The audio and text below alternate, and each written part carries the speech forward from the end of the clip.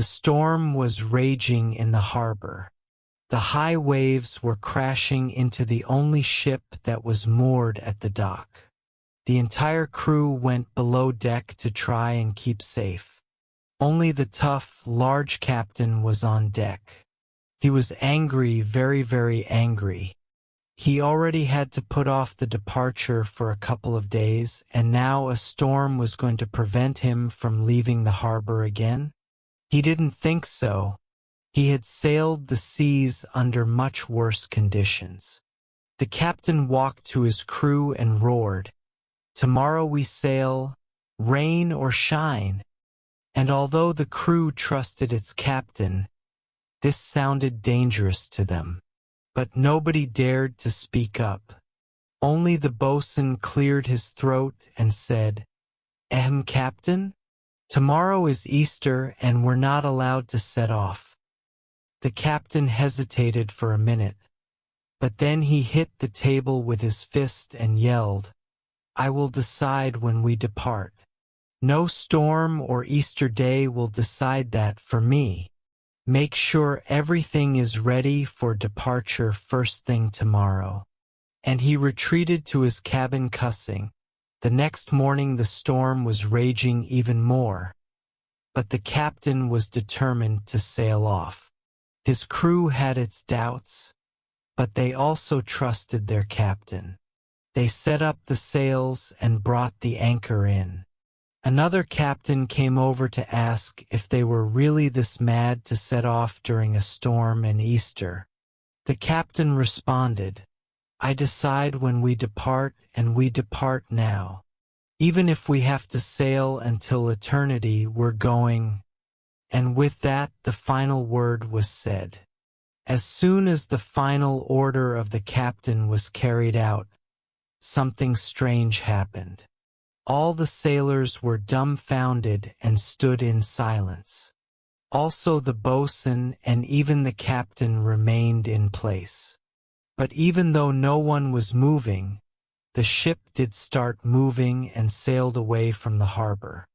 The people in the harbor were stunned as they watched the ship sail off. The last words of the captain were repeated by the crowd. "Even if we have to sail until eternity, we're going." There was something sinister about these words, and everybody stood nervously watching the ship getting smaller and smaller on the horizon. Suddenly the white sails turned fiery red, and the hull looked as if it was burned. "The ship has turned into a ghost ship," the people whispered to each other as they returned home. For a long, long time nothing was heard about the ghost ship.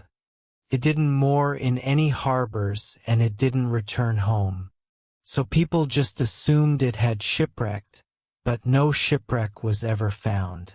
The ghost ship was forgotten about until something strange happened.